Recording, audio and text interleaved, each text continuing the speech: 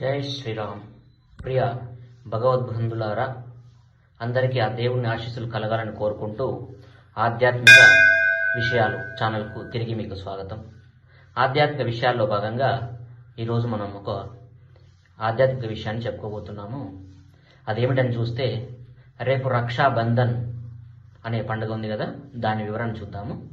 చూడండి, చాలామంది వదంతులు వస్తున్నాయి. ఏమిటంటే మధ్యాహ్నం 1:30 తర్వాతనే కట్టుకోవాలి, మధ్యాహ్నం 1:30 లోపు భద్రకా కాలము, గుళికా కాలము, ఇంకా ఏవేవి కాలాలు చెప్పేసి అందరు నమ్మిస్తున్నారు.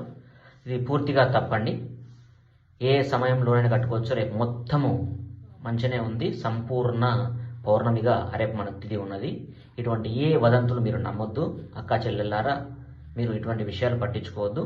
మీ సమయ అనుకూలంగా ఆ రాఖీని కట్టండి. అసలు ఎందుకు ఈ విషయాలు వస్తున్నాయో చూద్దాము. మీరు ఆలోచించండి ఒకసారి. రక్షాబంధన్ అంటే అర్థం ఏమిటి?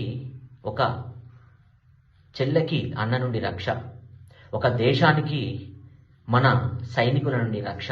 చూడండి, ఈరోజు చలికి వణుకుతూ, వానకు తడుస్తూ, ఎండకు ఎండుతూ, ఎంతో ఓర్పుతో, సహనంతో మన దేశాన్ని రక్షిస్తున్న ఆ సైనికులకు సమయం కావాలా? వాళ్ళకు ముహూర్తం కావాలా?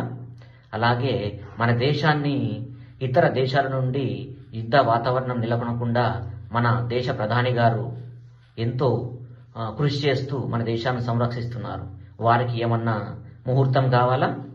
అలాగే మన దేశ ముఖ్యమంత్రులు, ఉప ముఖ్యమంత్రులు, రాష్ట్రపతులు, గవర్నర్లు, వీళ్ళందరూ, పోలీస్ శాఖ, అలాగే మన స్వయం సేవక సంఘ ఆర్ఎస్ఎస్, అలాగే ఐజీవి, ఇట్లా ఎన్నో మనకు రక్షణ కల్పిస్తూ ఉన్న వాళ్ళు ఏమన్నా ముహూర్తం చూసుకొని మనకు రక్షణ కల్పిస్తున్నారా?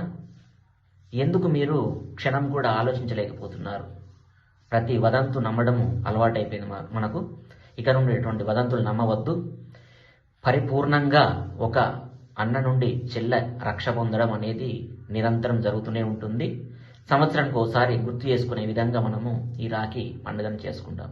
అంతేగాని ఇది తమ్మునికి పెళ్లి చేయడము, అన్నకు పెళ్లి చేయడము, కొడుకు పెళ్లి చేయడము, లేకపోతే ఆపరేషన్ సిజరింగ్ చేసుకొని ముహూర్తాలు చూసుకోవడము, ఇవన్నీ చేసేది కాదు కదా.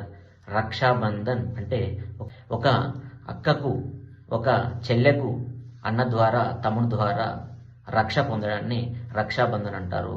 మాకు మీరు నిరంతరం రక్ష కలిగించండి అని ఒక అన్నకు, ఒక తమ్మునికి మీరు రాఖీ కట్టడం జరుగుతుంది. దీనికి ముహూర్తం చూసుకోవడం అవసరమా? మీరు ఆలోచించండి. ఇటువంటి వదంతులు మీరు నమ్మొద్దు. ఇది 10 మందికి షేర్ చేయండి, అందరికి తెలిసేలాగా షేర్ చేయండి. మీరు నిరభ్యంతరంగా రోజంతా మీరు రాఖీ పౌర్ణమి రాఖీని మీ అన్నకు, మీ తమ్మునికి కట్టవచ్చు. అర్థమైందా? మరి ఒక కొత్త విషయంతో మీ ముందును. జై శ్రీరామ్.